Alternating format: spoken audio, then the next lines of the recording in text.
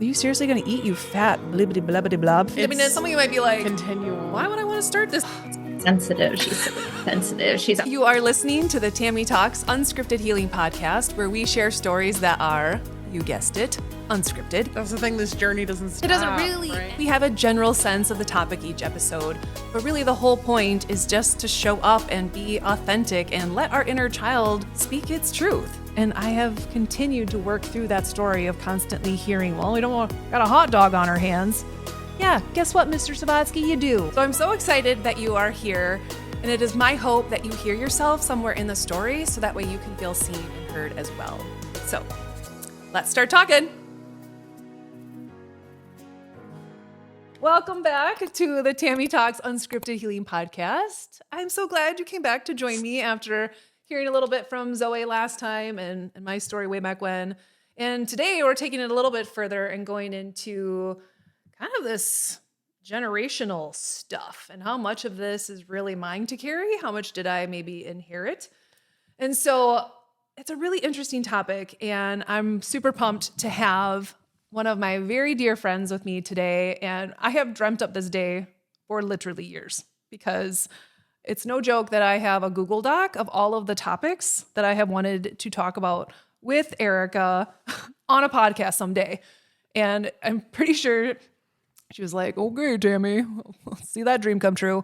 But it did, and it's happening, and she's here with me today. So thank you so much, Erica, for following me along on this crazy little journey and helping make this little dream come true. So, Of course. So tell me about what's been going on, because we really haven't had like an actual conversation besides, hey, do you want to join me on this podcast and find some daycare? Right. Find some daycare, take care of this kid, and also make this a reality, right? We have said so many times about how we're going to do a podcast. We're going to share our story with people so that other people know that they're not alone in the things that they're dealing with, and that everybody struggles and our journeys all look different, but yet somehow deep down, they're also very similar. Very similar. And our stories are very different, but we connected on such a deep level from the very beginning. And I remember actually where I was sitting on my steps when I was having the conversation with you on the phone when you like first reached out to me. I'm like, hey, I'm doing this work, but it feels like I need to dig a little bit deeper. And I'll never forget that conversation. That was really kind of what solidified our friendship, I think. But we took it so far beyond, nutrition and that kind of stuff. I was like, oh, wow, we've got some of these same childhood wounds, and here we are. Yeah, and more than just one conversation, right? Because I feel like I've come to you many times and said, so I think I have to take this next step in my journey. Yeah. And I think, being open to that has been something that as I've walked the path and got farther along, I'm much more open to it than I was in the beginning. Because in the beginning, I was thinking, oh my gosh, another diet, another program. Another thing to have to try to tackle, and not really understanding just how much freedom is on the other side of the work and what growth really feels like. When you can conquer something and really understand it and then become the best version of yourself. Absolutely. Well, I think you're just very intuitive anyway, but you are someone that came into it knowing there's got to be something deeper here going on. Like it wasn't just about the food, right? Because you know about calories and macros and all this stuff too, and about exercise. Like it wasn't about that. It wasn't a knowledge problem for you. So what was it within you that was giving you those nudges to reach out or realize like, oh crap, I gotta dig a little deeper, figure this out? Well, I think it's just that I know what to do. I know the foods to eat. I know the exercises to do. I mean, I was a college athlete who 100% had spent a large chunk of my life and of something that I was very passionate about in basketball, kind of in a gym, getting strong, watching what I was eating, and physically trying to be the best version of myself. And so when I left that scene and became just an adult who has to live their life, I knew all the things that I needed to do if I wanted to change the way that my body looked on the outside, but I wasn't successful with those things because that doesn't change how your body is on the inside. Right. And really understanding that there has to be something that I'm missing because I know what I need to do, and yet I can't seem to do it and do it consistently, and there has to be something there. Can you guys relate to that? Listeners, audience, anyone else feel that? That's what I hear all the time is like, I know what I need to do, but I can't get myself to do it. Or you try to jump back into the thing that worked before, but for some reason it's not working the same. Like the story of Weight Watchers. You know, people have had a ton of success with Weight Watchers. Yeah. That was my high school story, right? Yeah, 100%. Like when I was in high school and I had lost weight and became the most fit version of myself, that started with Weight Watchers, right? But that also created, as I found out later in my journey, that gave me an eating disorder on top of Whoops. everything else, right? And so not that was the I know, thing that gave right. me it, but that's where Triggered it. it Yeah. triggered it. And that's where the generational part comes in, right? Because that's where I recognized that I already had predisposition for that because of seeing that in my family and the women in my family and their unhealthy relationships with food in their bodies. And those things were passed down to me. I saw it in my grandmother and my mother, my sister, myself. Yeah. And so, as I was growing up, I think I already had those things in front of me and I didn't recognize that that's what they were. And then I started my own, weight loss journey and was sort of the thing that tipped me off the edge of the cliff.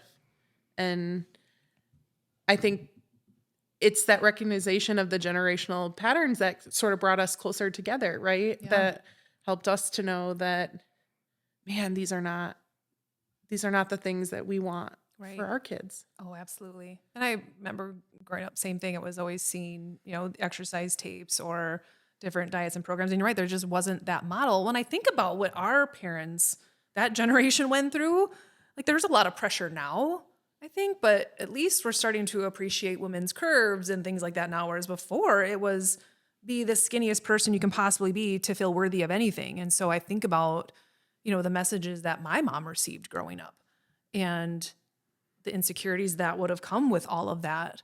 But you're right. And how that gets passed down is, and being someone who's very intuitive, like you pick up on that. There doesn't need to be anything said all the time. And I think that's where, again, audience and listeners to be thinking about, you might think that you're, fooling your kiddos, eating these healthy things or, trying to speak positively to them about their bodies, but they will pick up on your energy about how you feel about yours. So that was a huge turning point for me, was when, one, being pregnant with my daughter and having to really face my own insecurities with my body because, again, body dysmorphia being almost crippling at that time. Like, I'm going to have to work through this. I'm going to have to heal this relationship if I'm going to have a healthy baby. And it was so interesting to me because I was so fearful of that. But when I was pregnant with her, it was actually the most liberating thing because it wasn't about me anymore. Like, I had to focus on taking care of this tiny growing human inside of me. And so it was like, I wanted her to be healthy, but I couldn't do that for myself. It was about her. And I experienced the exact same thing. Yeah. Right? Going through the journey that it took to get pregnant, right?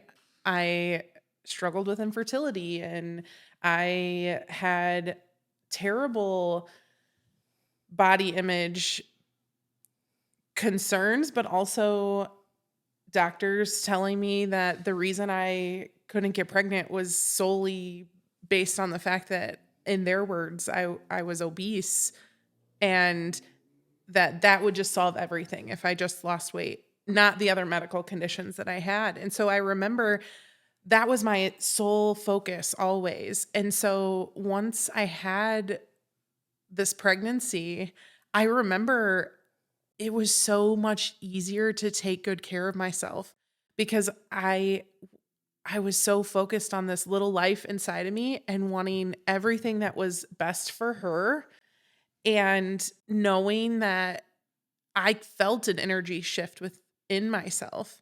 And now that, she's earthside and here, I immediately felt myself revert back after her birth to say, like, man, it's harder now.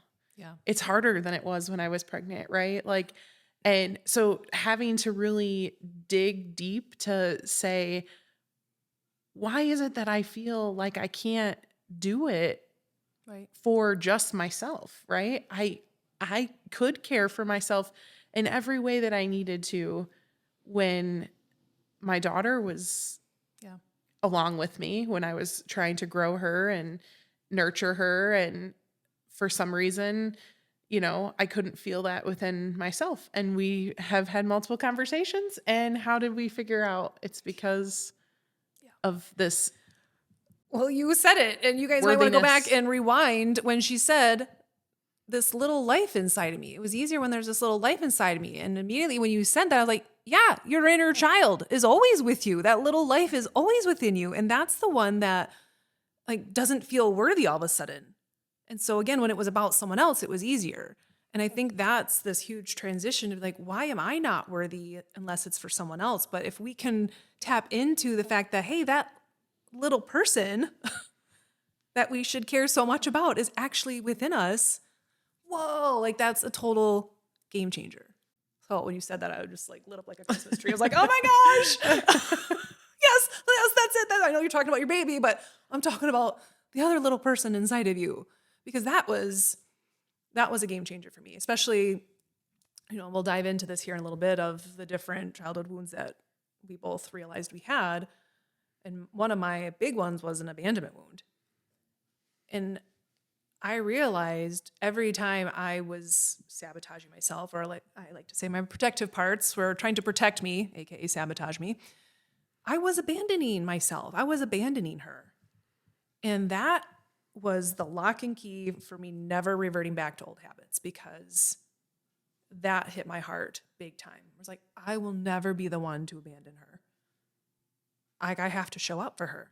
Mm-hmm. And that changed everything. And so, there's times when I have big emotions and I might still want to turn to, food at times. But even if I did that, like now I'm aware of what's happening and I'm still honoring that process. And there isn't that whole cycle where one time of emotional eating, which I think it can be a coping strategy. Like it doesn't have to be this negative thing, but it's when we're doing it to numb our feelings. When sometimes it's like I'm just helping myself move through it. But man, that was such an awful cycle. Whereas now it's like, I don't want to do things that are going to numb the feelings she needs me to feel. And so, yeah, it brought it all back for both of us to realize this is so much deeper. But it was these little people in our lives that helped really unveil what really needed to be healed. So let's share a little bit about some of your childhood stories or wounds that you feel comfortable sharing, or what you want to speak about today, and just kind of how doing some of that healing work has helped you become a better you, become a better mom, and things you're still working on, because I don't know if this... That's the thing, this journey doesn't stop. It doesn't really right? end. It's some of you might be like, continual. Why would I want to start this if it never ends? But trust me, like it gets good. It gets better along the way. There is joy at the end, or, as you go along, but trust me, it's so much better than staying stuck. So yeah, I would definitely agree. Like the healing part is hard, but I think staying in a space of turmoil and negative energy and just hopelessness is worse, far worse than taking the steps to move forward towards healing. So I know for me, I think one of the most profound things was recognizing the worthiness wound that I had. And just, I know it took a lot of work to be able to uncover that and say that that's exactly what it was, because throughout my older childhood as a teenager and into my young adulthood, I carried a persona that said, you know, I'm awesome at what I do, or if I see this, I'm going to go for it and I'm going to do it because I am strong and capable. And this Yeah. persona that I carried, although I half believed it, Right. deep down, I didn't necessarily truly believe the things that I was saying, but I didn't want other people to know that. Oh, yeah, those good old masks we put Yeah. on. Like, let me play this role or this character today. Yeah, so that when somebody thinks about, who's Erica, that they see me in this narrative that I hope to direct, Oh, that yeah. says, strong, capable, hardworking. And I know in my core now I am all those things, but I am also other things. And I think I have gotten to the point where I've been able to accept that I don't have to only push those qualities forward. And I think it was my unworthiness wound that would show Yeah. and say, no, I don't want people to see that I have an insecurity or something. I have to only come off as, strong, capable, hardworking. And so when we dove into that sort of healing together, I remember just eventually one day recognizing and just honestly sobbing about the fact that I think I feel this way because I think that, I'm worried that I'm not good enough. And we have since unpacked that a little bit more in different ways for each of us, right? As we've gone along our healing journey and what that looked like for us. But it did start when we were children. But it makes so much sense because, again, as a kid, and especially someone like you who was into athletics and all of those kinds of things, like those qualities were celebrated. Those qualities, and we do this all the time with our kids. And I have to catch myself as a parent too, of not just acknowledging and praising, when they're strong and when they're brave and when they're, smart and all of those things. Like there's this whole other side to them about being able to show their emotions and being able to be vulnerable or, let me know when they made a mistake. Like I need my kids to know that those things are safe too and acceptable and worthy. When they're sad, they're still worthy. When they're mad, they're still worthy. Mm-hmm. But I think because we, again, looking at how our parents were raised, it was very much the suck it up buttercup. You're fine. Get back to work. So they didn't know how to emotionally regulate or to feel safe feeling all their feelings. And so then that gets passed down to us where we don't feel safe in those things either. And so those other qualities that you had, like, well, I can't show those. People won't like me if they see that I actually show emotions and then I can get sad and not always be sunshine and rainbows every day. Yeah. They won't love me. I have to be this person. And all of those qualities are absolutely amazing of you, right? Because you absolutely are all of those things. Strong, brave, all of those things. But what happens is when those are the only qualities that are accepted and celebrated is we end up like doing them to our detriment. Mm-hmm. Well, and that's exactly what happened to me, right? Yeah. Fast forward or rewind, I suppose, not fast forward, rewind back a couple years, and I was working myself into the ground, doing a career that, although I loved, it was a very two-edged sword. In fact, was not healthy for me because I associated this thought that I am nothing if I can't be the best.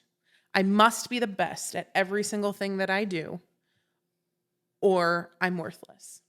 And so how that translated later in my life, I mean, now that I look back, I see it everywhere. Yeah. I see it in the fact that I was,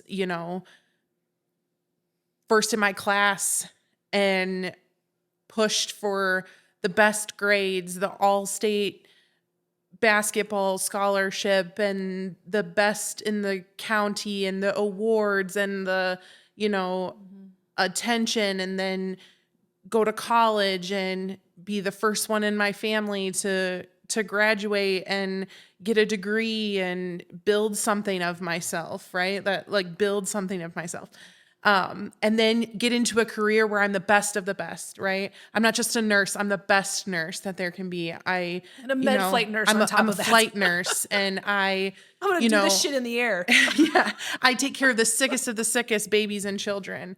Why? Because I'm passionate about babies and children. And that's a wonderful, wonderful part of my life. And it filled my cup in so many ways. But it also just eventually showed me that I was pushing. I mean, I became a top nurse in my field at 26 years old. Yeah. And that's very abnormal. I mean, I remember people saying, "Are you even old enough to do this job? How long have you even been a nurse for?" But I was very good at my job and the things that I did, very smart and able and capable, and just pushed myself to the brink of exhaustion because I was like, I'm going to keep doing this job because it doesn't matter that I'm tired, that I'm also trying to go for other goals in my life while I was simultaneously starting a fertility journey with my husband and also reaching for another goal that I had for my life. Yeah. And unpacking a terrible worthiness wound there about possibly not being able to become a mother that I had dreamed about for my entire life. Yeah. And then all these things just, I pushed and I pushed and I pushed because I thought, well, if I'm not this, who am I? Right. Well, and that's what it is so fascinating to me. And I hope that by sharing some of these stories, for those of you who are listening, is you start to see how your wounds get in the way of the things that you actually truly want and the things that are super important to you and the people that you love. Because you were working yourself to the brink of exhaustion. Your body was so stressed that fertility, getting pregnant, your body was like, are you freaking kidding me? Do you know how much stress I am carrying around every single day? We haven't slept in weeks. Our schedule is so sporadic, and you want me to carry a baby and grow a baby? What the hell? I'm in fight or flight. I'm constantly running aggressive amounts of adrenaline, and I have to function at my peak for performance, or I could hurt someone, right? I could harm a child. And so constantly carrying that around with you in your brain, it was definitely not in the forefront. It was 100% in my subconscious, but my body felt those things, right? And I continued to push because I said, well, if I can't do this job, then I'm not worthy, right? If I can't be the best, then I'm nothing, because I have some serious black and white thinking, right? And it took a long time for me to understand that there are reasons why I felt that way. And a lot of them stemmed from my childhood, trying to make sure that I was seen. And the only way to be seen was to perform at the highest level possible. And even then, still Didn't feel good enough. Not good enough. And so I think as an adult who is walking on a healing journey, to be able to say, this doesn't have to be my story, and I can find healing and worthiness within myself that is not related to my performance. Yes. And I think the thing that changed that for me was thinking about little Erica, right? You think about little Tam Tam, I think about little Erica, and I think about how I can close my eyes and I can picture her, right? She is, 6 years old. She has this long dark hair and this beautiful smile, runs around outdoors barefoot and connecting with nature, and is like the happiest person, right? And when I think about ever sitting across from a table from her and ever speaking to her the way that I find myself speaking to my adult self, I would be appalled. Yeah. And that's part of this too, is I think that's part of becoming a mom, is you realize you don't ever want your kids to say those things about themselves. You would never dream of saying those things to yourself around them. You don't want them to pick that up. But again, they pick up on that energy. But here's the thing is, and you've heard this quote all the time, is like your body hears everything you say. But now it's even further. It's like, no, your inner child hears everything that you say. And so if you are still looking in the mirror and tearing yourself apart, your inner child is hearing that. And now, again, it feels like it is getting bullied by you. And that feels way worse than any kind of bullying you would have felt growing up, because now it's coming from us. And I think that's where you just have to take radical responsibility to be like, whoa, whoa, whoa. It's not that it never happens. I mean, there's certainly times I can still catch myself, but now I can like straight up apologize and be like, oh, sorry, little Tam, like I'm still learning, because like she would make mistakes and want forgiveness. I do too. And so that's kind of our relationship now. It's like, it's not about being perfect. And that is part of the healing journey, is that you're going to slip up. And sometimes my ego takes over, and I slammed my phone a couple weeks ago and broke it. And thank you, ego. But I learned from that a ton, you know. But I think, again, when we talk about how these wounds get in our way, what's fascinating to me is that the cherry on top to your worthiness being tied to your performance was that was one whole thing as you're starting this fertility journey. But then you're also now beating yourself up because you can't get pregnant. Like, what the what? And mad at my body because there's something not wrong with me. Mad at my body when your body is like, Yeah. And there's something wrong with me internally. And I'll tell you that has become, even though I'm on this journey, I still feel those things sometimes, right? It doesn't just go away overnight, because it becomes a part of who you are. And I think that the only way that I've continued to move forward is by being able to catch myself in those moments and turn it around to say, is this how I would speak to my daughter? Is this how I would speak to little Erica? Like, how would I show up for her?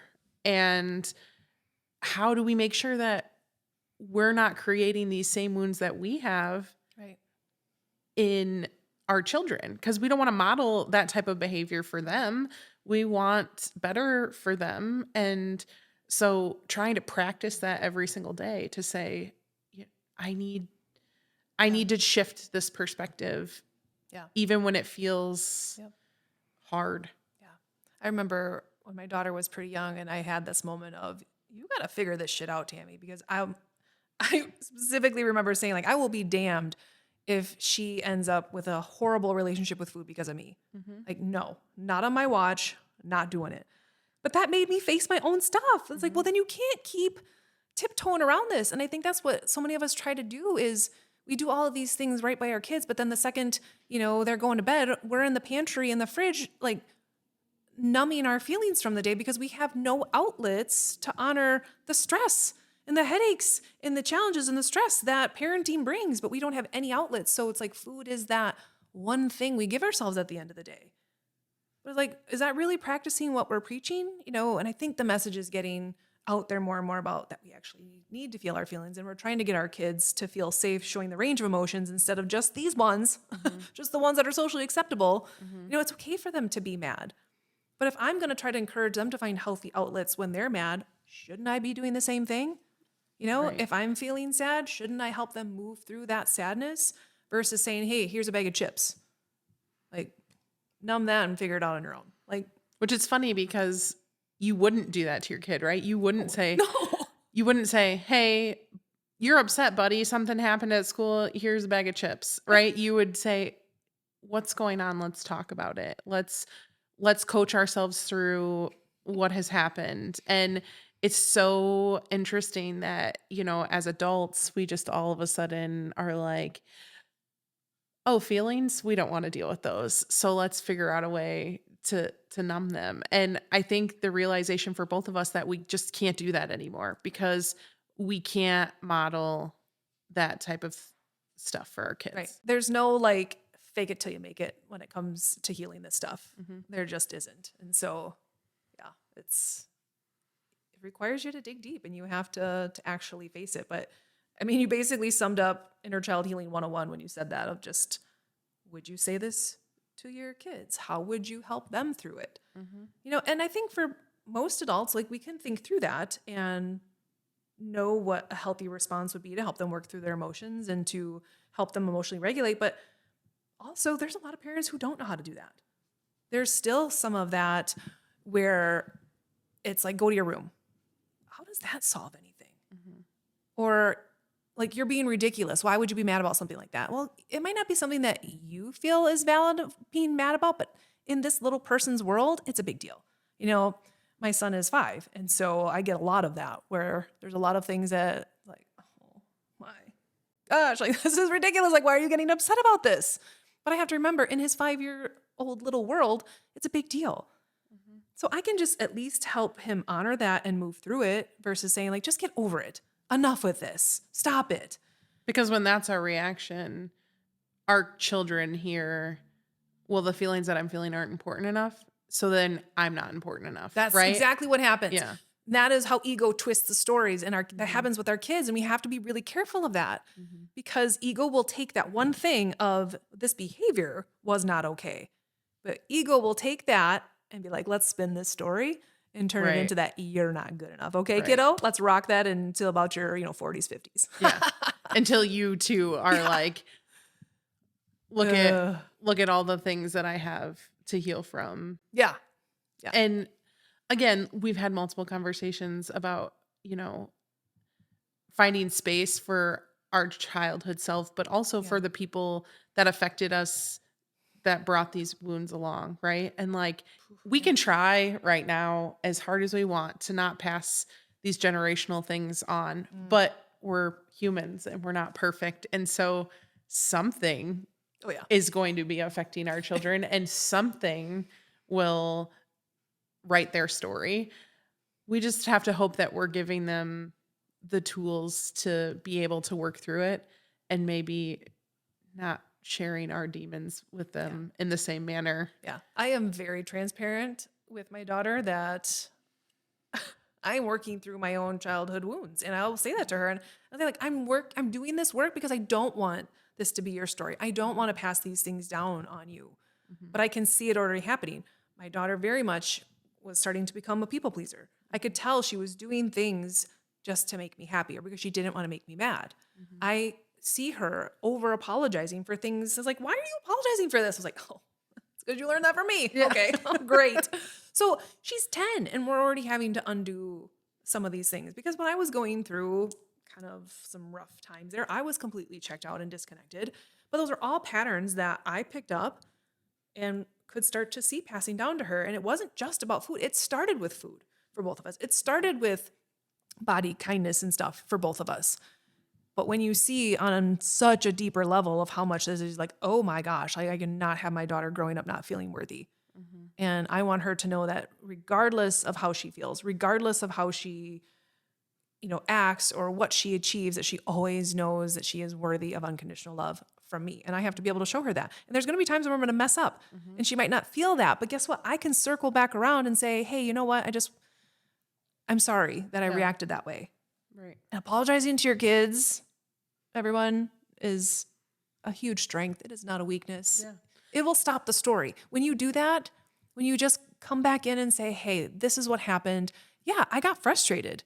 The choice that you made frustrated me, but I shouldn't have reacted this way. Now I can say like, my ego took over or and so that just helps this conversation so much, but it helps end that story that the ego wants to twist on these kids.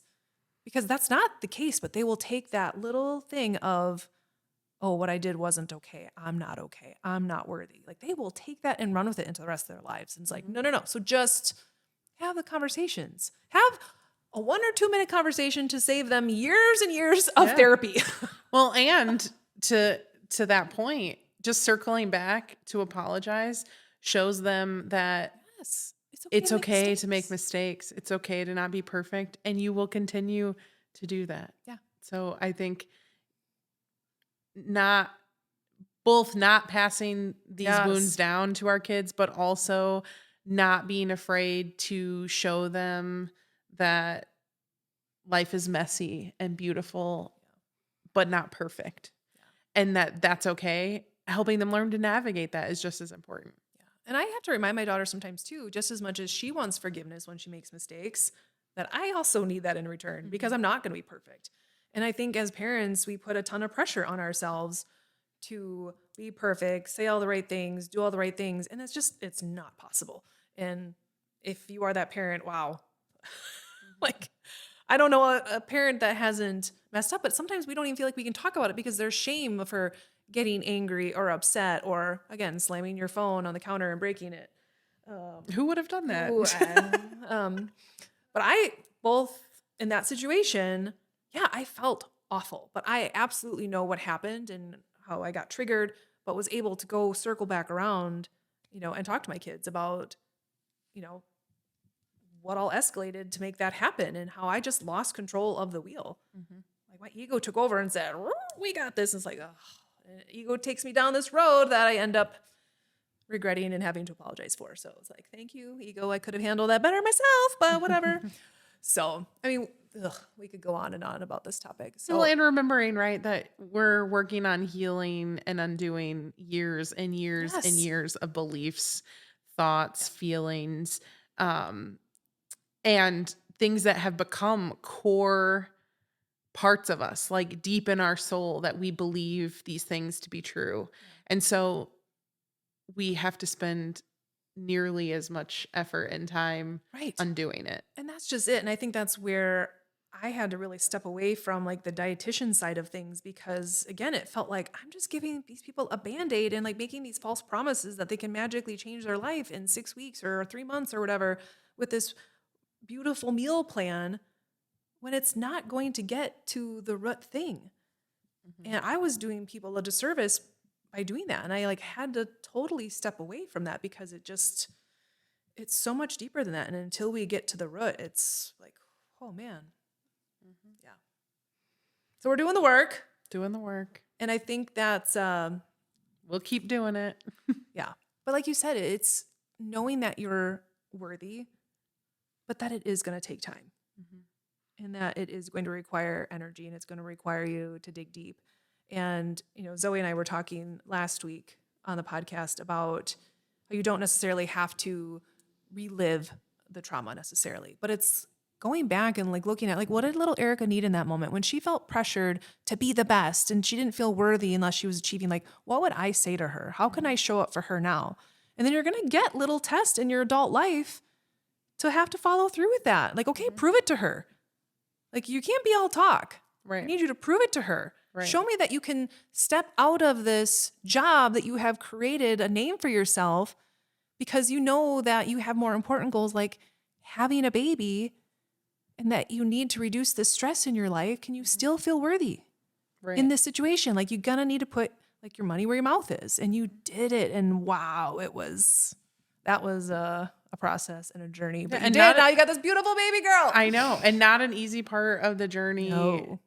Because of so many reasons, but to sit back and reflect and say, at the end of the day, really being able to understand why my responses are the way they are, why I act the way that I do, and both positive and negative, being able to really dive into what that looks like and understand where it came from has really helped me kind of launch into the next stage of my healing so that when I'm facing things day to day now, I can recognize this is why I'm feeling so triggered about this. Yeah. And how can I show up for myself so that I don't completely sabotage any and all progress Right. moving forward. And so it's given a unique perspective. And Yeah. I think you just came up with our next podcast right there. So next time, folks, whatever she just said, that's what we'll talk about because I was like, yes, like the next phase of your journey because it is. There's so many layers of it. It literally is peeling back the layers of the onion. And yeah, when you peel back layers of onion, like that is not fun. And generally you cry and it's kind of this like painful, awful, dreadful experience. But you know, it stings a little. Once you dice it up and get it in the thing, it's all good. Add a little pizzazz. Add a little pizzazz. So, but yes, I plan on having Erica back a ton because seriously, there's no joke. I have a list of topics that I want to talk to her about. because there's so much we could dive into. And I want to hear more about your journey because, again, it has evolved in the most beautiful ways. And it really feels like it's kind of taking this turn into something really amazing where you're starting to, okay, I've done this mom thing and I found a lot of purpose in that, and there's this stage, like even while you're still very much in motherhood, of truly finding out who you are. And because now you don't like tied up in this med flight nurse identity, there's like, ooh, so what does that free up and who is Erica? And so we'll have to save that for our next one. But thank you so much for being my first in-person guest. And it just, man, we've been talking about this for years. Yeah. I'm looking forward to many more conversations and kind of sharing life, because you just never know how your story might help somebody.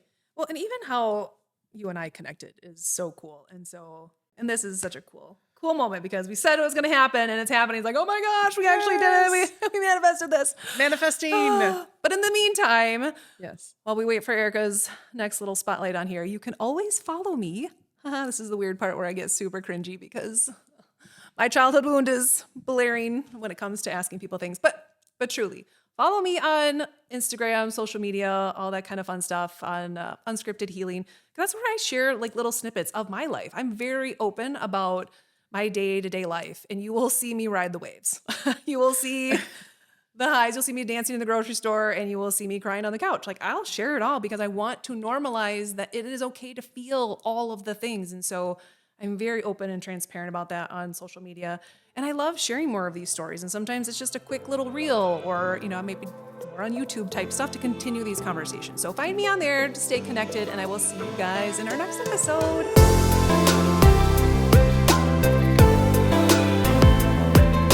Tami Talks Unscripted Healing is produced by Mortarbox Media. Video, audio, and editing by me, Duke Adams. To learn how we can bring your podcast idea to life or how we can make your current show even better, visit mortarboxmedia.com.